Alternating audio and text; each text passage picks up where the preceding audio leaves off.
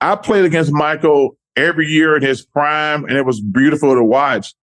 But going back and watch that last dance, seeing what the Pistons did to him, trying to physically whoop the hell out of him, and him not complaining, just getting bigger and stronger.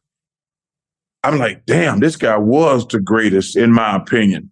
I says, look at the beating this guy is taking. And listen, you got to, anybody, even today, you have to admit it's a lot easier to play basketball nowadays because you can't hit anybody.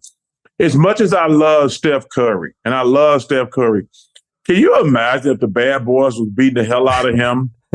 Bill, can you imagine that? As much as I love Steph Curry, if you think that he could take those blows that John Sally, Dennis Rodman, Bill Laimbeer, those body checks that they were putting on Michael and Scotty and myself and guys like that, you really think Steph Curry wouldn't break?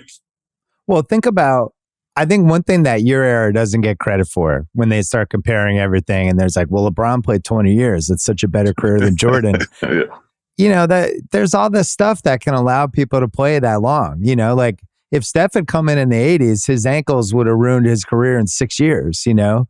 And conversely, Bird's back, if you transport him 30 years ahead and they have all the stuff they have now, Bird probably could have played 6-7 more years, you know, easily. And that's what I think when they compare stuff like Jordan playing from 84 through 98 and then coming back for the extra 2 years with the punishment that he took, but not having all the shit they have now. You guys didn't have hyperbaric chambers and chefs. Hey, Bill, I'm so old. I flew commercial like my first 3 years. I'm so old. I flew like commercial like my first 3 years in the NBA. And you're hanging out with the writers, so they're getting information from you. Not only that, my first couple of years, because I played with so many veterans, I had to ride and coach. You know, we'd get to the game, and I said, yo, man, my shoulder is killing me. And they'd be like, what's wrong? I said, I had this old-ass lady sleeping on me and coach. I was like, you know, I couldn't wake this old lady up. She's leaning on my shoulder. I'm back in 17D. And I'm tired too, because we played the night before. And I was like, you get to the game. I said, yo, man, you got to do something about my shoulder. And then she's like, and I'm telling like, yo, man, some old lady fell asleep on my damn arm and I didn't want to wake her up. I mean, that's how damn old I am. And your trainer was also the assistant coach. He was doing 2 jobs. But that's like when people, I always get in Isaiah Thomas, Chris Paul arguments, because I think Isaiah is still like the best little guy I've ever seen, right? 100%. And it's like, well, Chris Paul had a longer career. I will say this, though, in fairness. I have moved Steph Curry into the same aisle with Isaiah Thomas. Yeah, but Steph's 6'3". Isaiah was, he's the little guy champ to me. Yeah, and I agree with that. Isaiah retired when he was like 31.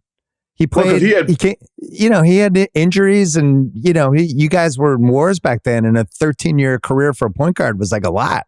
A lot, and also you have to factor in. These guys get to skip college now. Like all those guys like LeBron and Kobe. Yeah, they're some of the greatest ever. But Michael Jordan stayed in college for 3 years. Well, that's the Kareem case, right? Like he comes into the league.